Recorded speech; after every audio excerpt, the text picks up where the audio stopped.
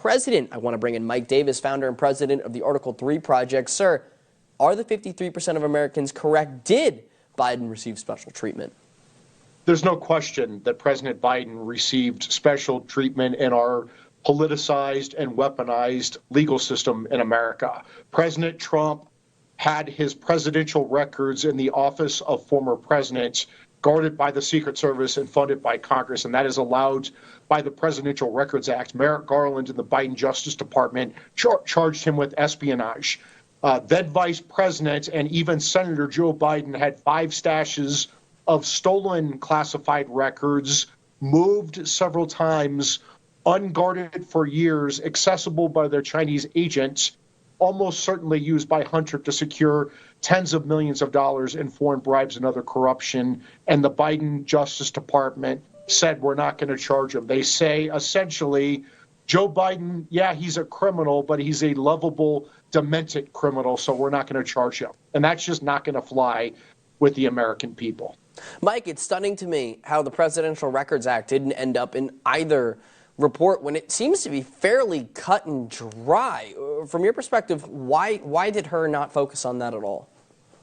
I think Hur was brought in as a protege of Chris Wray and Rod Rosenstein and James Comey, and there was no chance that Robert Hur was going to recommend criminal charges against President Biden. That's why Merrick Garland picked him, and that's why Merrick Garland picked a deranged special counsel, Jack Smith, to go after President Trump. And we have this rigged system by Merrick Garland where it was obvious they were going to charge Trump for espionage for records he was allowed to have under the Presidential Records Act. And it was also obvious that Robert Hur was not going to charge then Vice President and Senator Biden for Obama's presidential records that Biden stole and used and obstructed justice by hiding.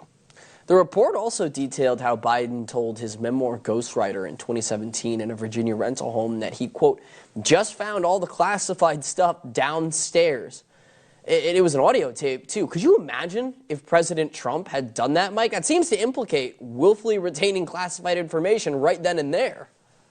Well, what's even worse about what Joe Biden and his ghostwriter did is they destroyed these audio tapes in the face of Rob Hur's appointment by Merrick Garland as a special counsel. That is very clearly obstruction of justice. And how Robert Hur avoids at least charging this ghostwriter, if not Biden, is a total head scratcher, but for the fact that Robert Hur is protecting Joe Biden. Now, Mike, House Republicans are requesting that the Department of Justice release the full transcripts of the special counsel's interviews with Joe Biden. Do you believe that not only will this happen, but should it happen?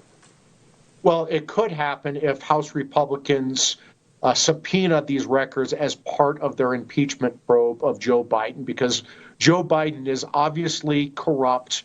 He's obviously compromised by tens of millions of dollars in foreign bribes and other corruption from China, from Russia, from Ukraine, from Kazakhstan. It seems like every trouble spot around the world. And there's evidence in the form of Miranda Devine's reporting at the New York Post that Hunter Biden seems to have used stolen classified records to somehow become a geopolitical expert, for example, on Ukraine to secure Burisma funding. So if the Biden Justice Department is closing this case, they can't now claim there's an ongoing investigation.